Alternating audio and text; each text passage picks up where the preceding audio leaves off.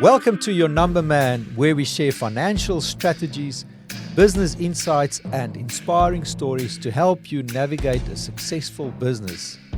I am your host, Johan, and my goal is to help you achieve a bigger life in business.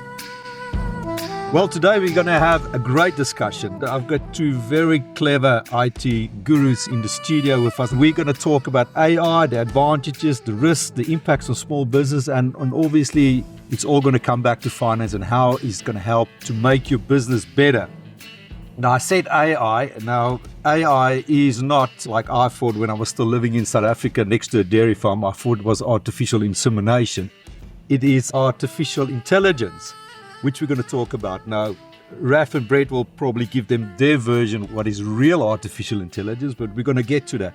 So, Raff Stomaci was on a show before in season 2, episode 3, and it was broadcasted the 22nd of July 2024. We talked about his journey from the corporate world to building successful tech businesses, emphasizing the importance of practical understanding, mentorship, and entrepreneurial spirit. In his career, Raff founded and acquired a few businesses in the IT space. His most recent business acquisition is the TechMe here in the main street of Gawler, where he and his team service computers and all things digital. Raff is currently also the managing director of Prosperity Tech Solutions, where he manages a skilled and vibrant team looking to make a difference doing businesses in a way that truly assists clients to achieve their goals by taking advantage of current and future technology applications. Raff, man, welcome again to the show. Thanks, Johan. Yeah, we're going to have a great time again. Yeah. It's not your first rodeo, so you'll do good. And then Brett Moffett. Brett, welcome, mate. Thank you very much. It's the first time I've been in studio to do a podcast. Yeah, so this is very interesting for me. Yeah, always bump into you in the main street, and here we sit in the studio. Brett, I asked you for a small little bio a couple of weeks ago, and you said you are the chief nerd of your company, Systematic, and your company works with small businesses as well as large enterprises to solve IT support and process challenges, and in specific, cybersecurity best practices. Am I right to say that you've got 30 years experience in the IT industry across government, private sectors, delivering easy to understand, actionable IT solutions? And you're also a trusted advisor where you bring a fresh and honest perspective to the technical challenges of our increasingly connected digital world, and in specific, the cybersecurity risk and solutions. Now, we're going to talk about our cybersecurity and AI actually. And Brett knows to get the most out of your business IT investments and how existing emerging technologies can help or hinder businesses. So, great to have you here, guys. Thanks a lot. Now, Raff, I'm going to start with you. How has AI technology evolved recently, and what are some of the most notable advancements in your personal opinion? So probably the mainstream is what everyone's gotten on board with, the generative AI. And OpenAI, the company, releasing a very, very easy to use web-based interface to a large language model. So there's a whole heap of terms in there that unpacking with another expert is going to be fun to do. Fortunately, Brett and I both have a very, very similar view of even just the top level term of artificial intelligence as it stands in our world today.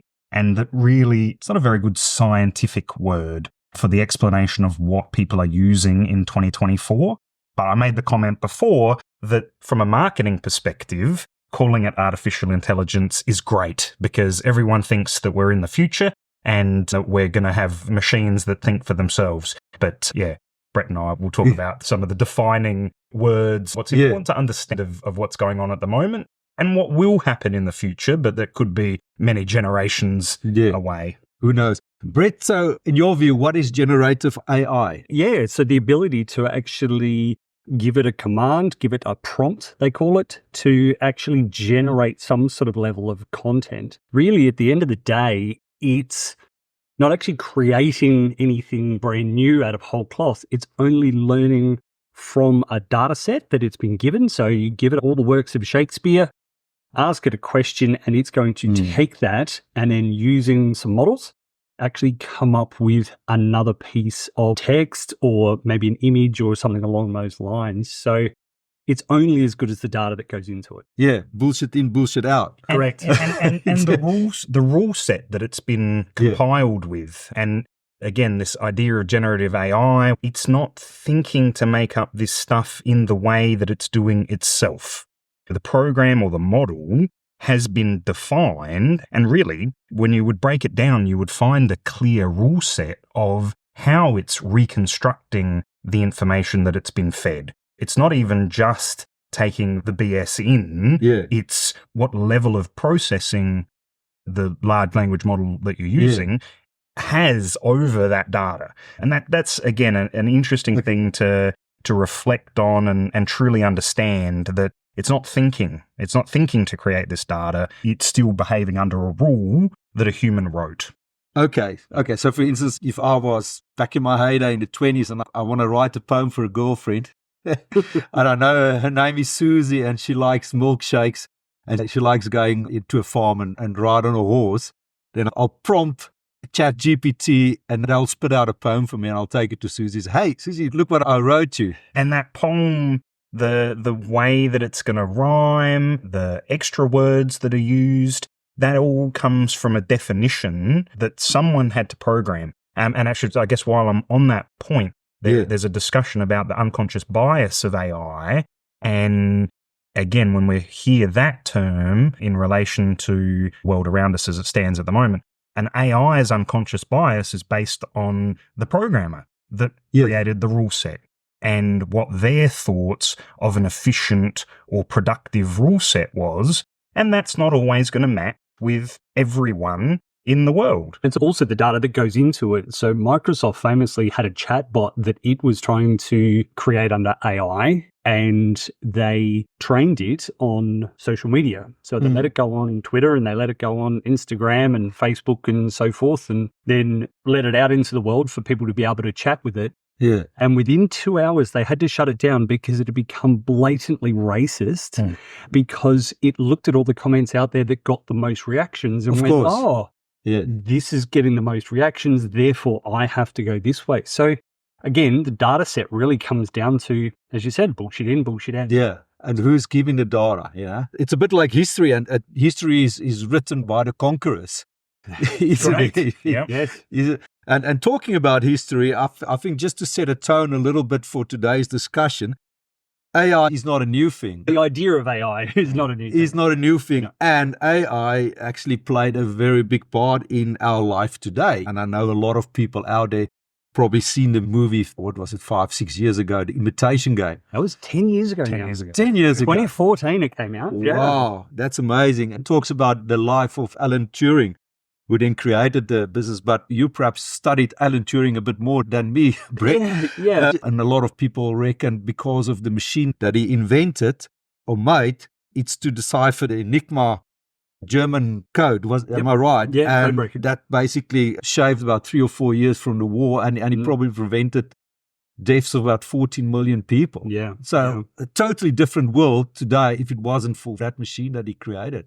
Now, we're not going to talk about Alan Turing the whole time. It's a numbers show. We're going to stick to small business, but I'm just want to get a context here. And we've got Brett here that done a lot of reading on Turing as well. In the 1950s, he then wrote a paper about AI as well. Turing. Yeah. So Alan Turing really is what people would say is the grandfather of modern computing in as much as how he created the Enigma busting machine. So Alan Turing created this machine and was thinking so much further ahead as to what it could possibly do once it became faster, once it became smaller, once it became more powerful. But there were many other people also that were thinking around the AI pieces and then wrote about it. And one of the most famous people that wrote about artificial intelligence is Isaac Asimov. iRobot, I guess, is the most famous, the Will Smith movie from a few years ago. Wrote very much a lot about AI and putting in what are called the 3 laws of robotics and how, I guess, the human condition fits in around artificial intelligence and how we would interact with that on a day-to-day basis. And really, it's shaped the way that a lot of scientists, a lot of politicians is looking at artificial intelligence and putting it in from there's a word that they use, ethical AI. Ethical, yep. And making sure that it's doing everything ethically. Now, unfortunately, once big businesses get hold of it and they can work out how they can make a buck on it, that ethical part of it is going to fly straight out the window and AI is going to be used for whatever purposes it has. But we still see the impact of Alan Turing even in today's society with the Turing test. So if you've ever done those captures that appear, I am not a robot, that appears when you go and buy something on Amazon, that is actually a Turing test. Yes. He created back towards the end of World War II that idea of how can you tell when something is or is not a computer. We've now gotten to a point now that the computers are breaking that Turing test, that it's getting very, very difficult to tell when something is created from a computer in AI compared to an actual human. Wow. Yeah. People obviously go and read up about Alan Turing. If you just want to listen to a nice podcast, I've listened to a podcast about him. Podcast name is Half-Assed History. The host is Riley Scott, and it's number 313. So, Raff, we talked about AI technically prevented the war or the war getting much worse. But now, what are the primary advantages in business, do you reckon, for AI? Again, having some defining terms for what was done back then with the Enigma code, big data analytics. So large data sets that then the computer is reviewing and finding patterns. This is things that are good for business. So again, the product that you look at might not be called AI. It could be called Power BI, right? Yes. Where a product goes and analyzes a large data set and produces reports and graphs and things that we can interpret a bit easy because our brain kicks off at about 8 characters of context, of text, but the computer isn't going to do that. The computer is going to be able to process thousands and thousands of characters, if not millions and trillions, and then present that information in a better format for the human to consume and make decisions from. So big data analytics as a form of AI in the marketing sense is what businesses are using. Yeah. Looking at reactions, again, when we talked about the AI, looking at Twitter and seeing a reaction and thinking, oh, that's a good reaction. Analyzing that data for the human's consumption is an important factor. And the advancements in AI of what the processing is being done in the back end that gives the report to the human, that's an advancement. And that's a different part, that's a different stream to the generative AI. I'm going to stick on the generative AI quickly and just throw off some stats because it is the numbers. We love stats in this. It is the numbers thing. When we're talking about small businesses and how to start in an AI journey in a small business, Microsoft Copilot's probably a really good place to start because when you're interacting with the OpenAI large language model through OpenAI's website, your data privacy is still a little bit unknown. The prompts that you put in and the answers that the AI generate are still are going back into the model, right? They're not yours, they're not private.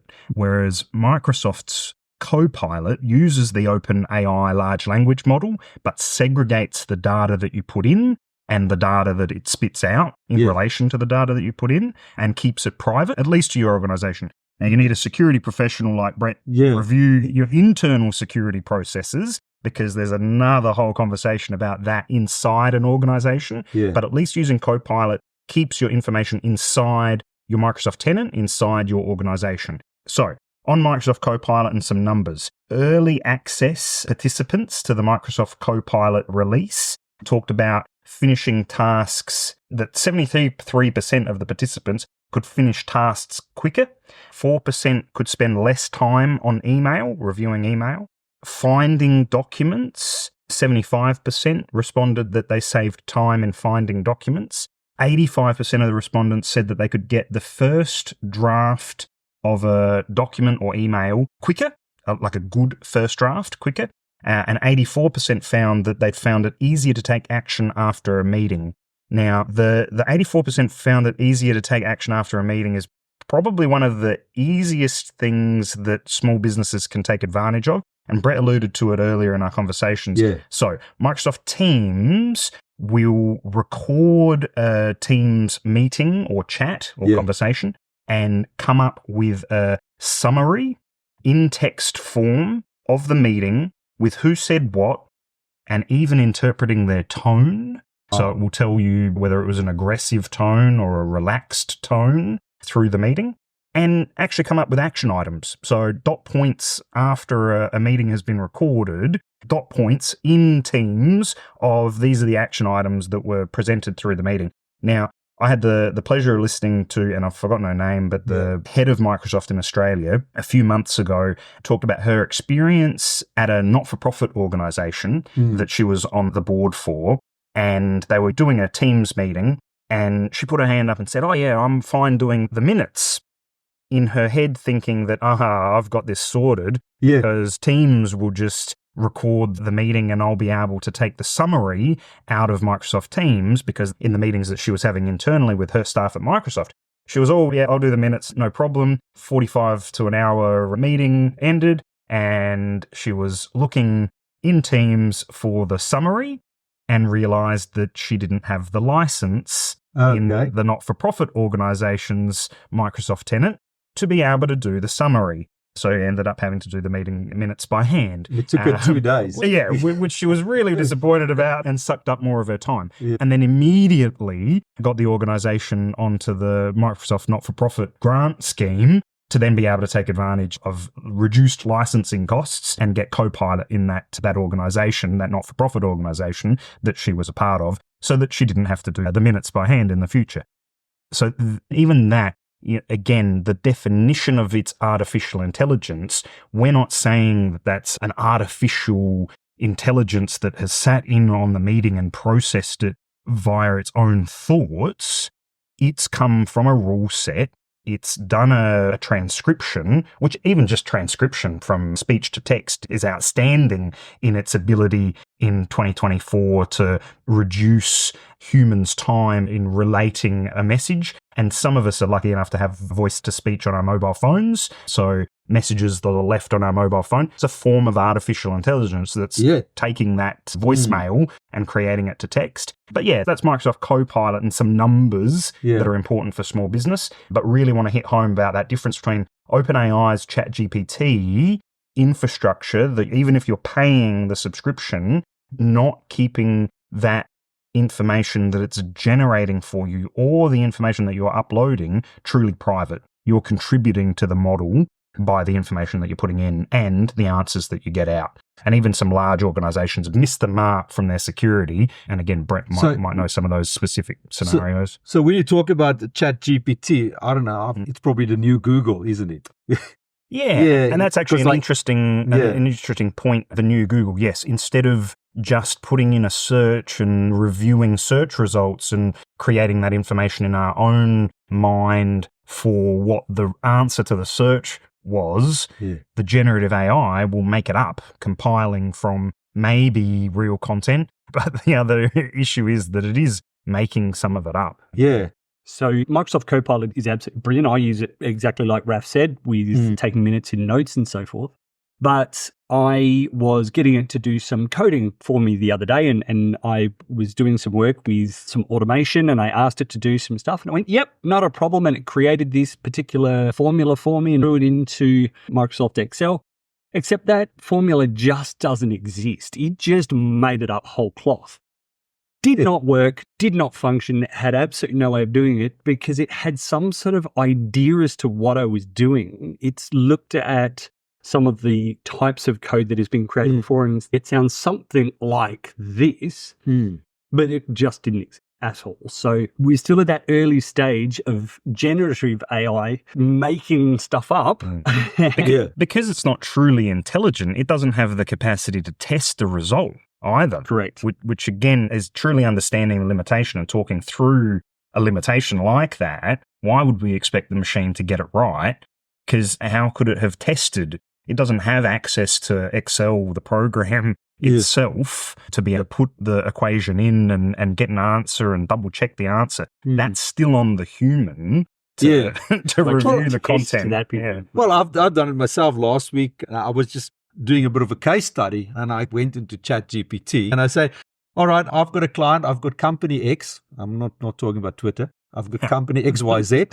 and I'm making 50,000 a year, but I want to increase my turnover by 20% a year for the next 3 years. My gross profit margin is 45%, but every year I'm going to increase that margin and I'm going to decrease my overheads. So give me a bit of a financial model, and 2 minutes later, boop, Excel document, here you go, financial model, great. So you can play around with that kind You can of absolutely play around with that. Now, how accurate that model is, that's sort of up for question. And this is kind of where we blur the lines between big data that Raff was talking about and generative AI in how it's actually creating these things. Yes. The ability to create a model and then give you 20 different scenarios. If you increase here, you'll have this value here. If you increase this here, sort of general trends to be able to go forward. Looking back at a large data model. So many years ago, Target in the US got in trouble because it started sending marketing information for diapers and prams and pushers and all of these sorts of things to a young girl in the US saying, congratulations on your pregnancy. Here's some value that you might have and so forth. And the father saw it, got all upset and went into Target and said, are you kidding me? This is my 16-year-old daughter. Why the hell are you saying this? And so forth and so on. Turns out she was actually pregnant. So it had collected enough data on what she had searched for to recognize those patterns and say, hey, this person is probably pregnant and therefore we should market to her this way. So there's lots of that big data that sits in the background, and then the generational part of AI coming out the front of it. So we've got to be careful. So marketing and really drill down into your target market, niche marketing. Yes, having that big data of collecting data about who your customers are, their browsing habits, how long their mouse hangs over a picture. They might not actually click on something, but they may just hang around on that page just that little bit longer. And therefore, next time you go to that website, that item or similar sorts of items will then appear. You hang around on that one just a little bit longer, you're clicking on it. So it gives you that real A/B testing of different images, different things, specific for people, rather than it being just general. You're specifically creating that marketing for individuals, which is really, really powerful. It is powerful, but it's scary as well. I don't know. Do I want to live in a world? Everybody knows exactly what I eat for breakfast, and well, we are giving up more and more of our freedoms or information about ourselves. Every time we have our phone on us, it's pinging the GPS somewhere, it's letting them know where we are. The microphones are on all the time, listening to us wanting to say Siri or wanting us to say Google. So that's not a myth. Those things. That is not a myth. That's not a myth. It's really listening. There was actually a court case in the US that they asked Amazon to release the Alexa voices to hear what was happening at a particular party, that someone was suspected of murdering somebody else. Turns out he just drowned in the hot tub. Yes. But that audio was sitting there. Now, is it a real problem? I don't know. It's totally up to the individual. We live in Australia where our search history and everything we do online has to be recorded for 10 years. Here in South Australia, we just drive out here from Gawler, we'll drive underneath a boom that records our license plate and take a photo of our face, of the time and place and where we are. And see if you're sending a text while you're driving. Now it's looking inside the car and seeing whether or not we've got our phones in our hands. So how many iced coffee bottles I've got on the floor. Yeah, I know. How was the last time I washed my car? So the question is really, how much of our information do we want to give away for the convenience of being able to do certain things? I think it's a balance. I think it's individual. It is, yeah. And a lot of people might say, well, that's just life. I don't know. If younger people probably don't worry because they put everything on bloody TikTok. Younger people are absolutely... I'm sorry, kids, younger people are not having a go at you. Well, no, because it's a numbers podcast, we want to talk about some numbers here around cybersecurity and younger people as well. Yes. I gave a presentation to a group down in Victor Harbor, and the average age of the people in the room was 78. And so I thought 78. 78 years of age was the average age of the 25 people that were in the room. And I thought, right, I'm going to get some statistics here and the crime statistics and scare the living daylights out of them that they're these, high target. What I actually found is if you go into the national crime statistics from last year, the amount of cybercrime to age actually goes down with age. So the highest cybersecurity crimes were in the age of 18 to 24. 39% of people in that range were hit, and then it went down to 30 when we go to 25 to 34-year-olds, and it continued down on a downward spiral to 65 plus, where it was only 22% of cybercrime around the online abuse and harassment. Same thing with malware, same thing with identity crime, and same thing with fraud and scams. It was a bit of an uptick with fraud and scams of the 65-year-olds. So it's more that the younger people are very trusting. They use technology, they just pick it up and they use it. If we go back to the last episode where Raff was in here, we grew up putting computers together. We had to know how it worked and how it sort of bind to actually build this thing to make it work. Younger people now just pick up technology and they start to use it and away they go. Now, the flip side of that, I guess, is the fact that even though the 65 plus range have less attacks on them and they're not as, say, gullible for these sorts of attacks, they have the money. So they lose a lot more money than younger people do. So the amount of money lost by older Australians is absolutely colossal. And that's probably where big corporate companies got to come back and say they got a public responsibility. I think the banks got certain programs as well to educate and help people that probably didn't grow up with computers. Well, one of the statistics I thought it was absolutely fantastic was that for small to medium businesses, how much money do you as a small business spend on physical security? So padlocks, locks on your tools, the tray in the truck, roller shutters, security systems, these sorts of things. The average amount of money lost in a physical break into a premise is just over $10,000. The average cost to small business for a cyber attack is $46,000 last year. Medium business, that jumps to $97,000. The average that happens in there. Last year, we had 94,000 cybercrime reports reported. That's one every 6 minutes.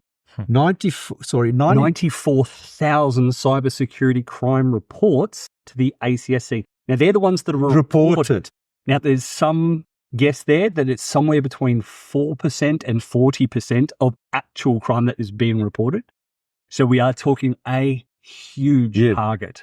Wow. So when I go out and do a cybersecurity audit on small businesses, I quite often find that they have no plan around cybersecurity whatsoever. And we're not talking about having to spend huge amounts of money.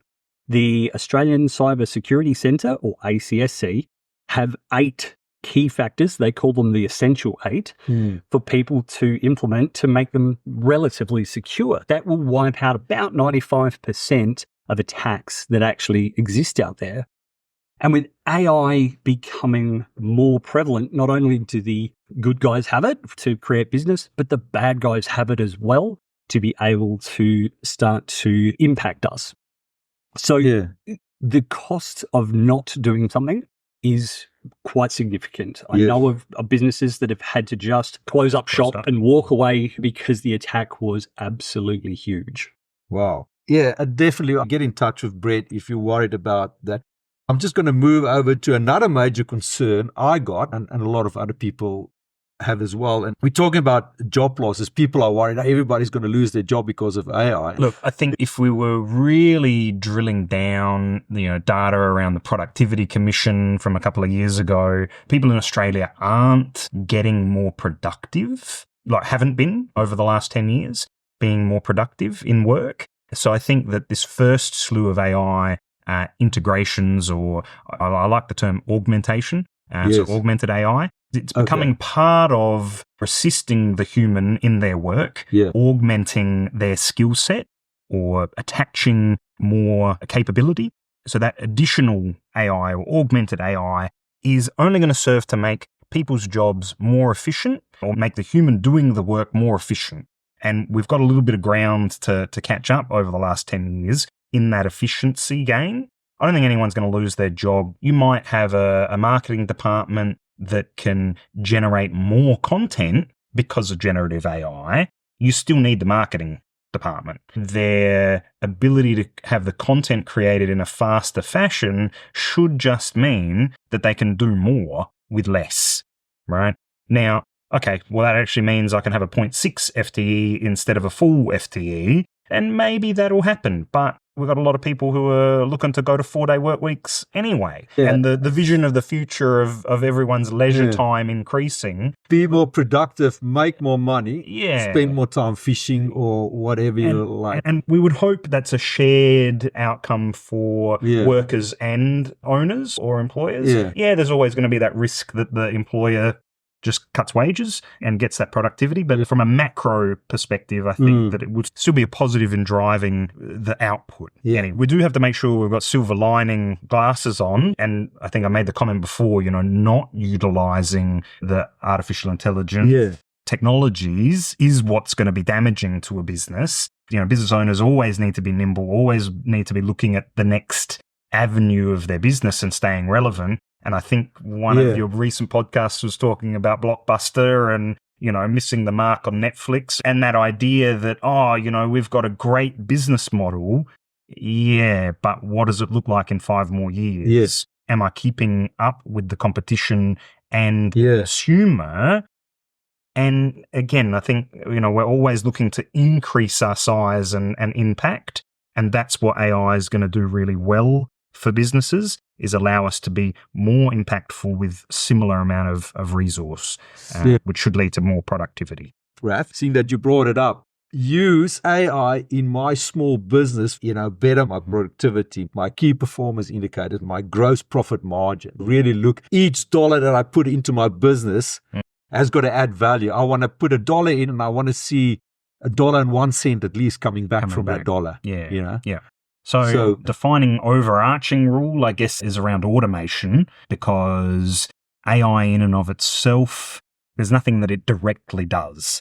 But when we're looking at repetitive tasks, whether it's responses to things, that's where we're going to get a time saving from digitization. Not only does that save time and money, but it reduces error, reduces your cyber risk of things going wrong, because you have to follow that process and it just does that process in the background. It takes out the human fudge factor. But if I was a small business looking to be able to grow and know what's happening with my business and growing my business and using AI, it's all about the data, collecting as much data as possible. Yeah. Having your website, knowing the sorts of metrics coming out of that website as to what people are clicking on, how they're searching for you, all of that kind of information, just collecting the data really, and then at a later date being able to use AI when those AI tools come along to be able to say, okay, I've got all this data. Yeah, now I can't see any patterns in it. Yes. Can you see some patterns through the mixer? Yeah, that's where AI is very, very good at finding patterns that we can't see. And they trained AI on looking at breast cancer x-rays, mammograms. Yeah. And they found that it actually had like an 80% success rate at picking breast cancer. And they were like, oh, that's really low. That's, we would have expected it to be higher and so forth and so on. But then 18 months later, they went back and had a look and the data was actually 98% because it had picked people that the doctors had said did not have breast cancer. Oh. It had picked it 18 months ahead of qualified doctors. They don't know what it was looking at, that it found that the doctors weren't looking at, but it was able to predict ahead of time better than all of our experts to be able to pick those sorts of things. But having the data is that key. And I guess probably one of my last points to this podcast will be the challenge for small business owners collecting their customer information. I'm not saying, check what color underwear they're wearing, but making sure that when you're taking money from someone that you know who they are, yes, collecting that data in 2024 means that in 2026, you'll actually have something to review and Perfect. and know your customer, the offers that you can then make to those people. Yeah. That's what's going to get easier in the future, even if you don't want to take advantage of that right now. If you're not collecting that sales data at the very least, then you're going to be behind. Yeah. And a very simple way to be able to do that, like we need to give people practical sort of advice on how to actually, do that, is shop cards. So loyalty cards that you go to your cafe and get a free coffee, or your Subway card, or Flybys, or your Woolies points and those sorts of things. That's actually collecting data for that business to be able to say, hey, this is how this person is spending, this is where they're spending, those sorts of things. Having that loyalty card inside your own business, having a log-on that personalizes that kind of experience when they hit your website, those sorts of things, you can really start to track not just general trends, but specific trends for specific people. Yeah. And you know a lot more about them, and therefore you can sort of track what's in there. You've got to give them some value on that. You can't just expect take the information. It's You've got got to to be give them some two-way. value there. So basically, the takeaway from what you're saying is the more data you're going to get, AI is going to help us analyzing it, and I would be able to deliver a better product, better service to you as my client. Yeah. And I'm not stalking you. I want to learn more. And I've got a philosophy, you want to fall in love with your customer almost. If I know my wife inside out, I'm going to see all the beautiful characteristics and make me love her even more. Same with my customers. The biggest thing that certainly that I've found, the more of technology that exists, is that we're losing the interpersonal skills that come along with it. Those businesses that have the interpersonal skills, the empathy for their customers, falling in love with their customers, going above and beyond for their customers, pick up loyalty with those customers very, very quickly. AI tools and process control and digital process and so forth, that's all great, but it's very impersonal. If you can then make that personal, it makes it so much more important to know someone by name as they come through the door, the physical store, or being able to reach out to someone knowing that it's their birthday or they bought a particular product 6 months ago and getting in touch with them. Oh, we just want to see how that's going inside your business. That sort of empathy and actual human connection, I think, is going to be absolutely key in successful businesses going forward. So the AI tools will continue to grow, and we'll study those in different areas. Every industry will have its own AI that's very specific around that particular industry and how it can help out, whether that's engineering of buildings or tolerances in mechanics, engines or something. Whatever that AI is going to look like, those tools are going to be there. But without that interpersonal skill, we lose that human touch and we'll just use it as a commodity. But we want that human touch involved. Yeah, guys. Well, Brett, Raff, fantastic to have you in the studio here. What I'm going to do is for everybody to perhaps send through some comments, all my listeners out there. And I want to get to know you better. I want to fall in love with you guys out there who's listening to my podcast. So send me ideas and some comments. What would you like? Perhaps we can do another season and we can really drill into perhaps really more specifically into business, small business. Actually answer some questions and so forth. Yeah, and be happy to engage with those comments. And yeah, fantastic. Thanks for coming in, guys. And I think the takeaway from today is the real risk of AI is not utilized. And also make sure your privacy and your security is correct. We got to be more vigilant.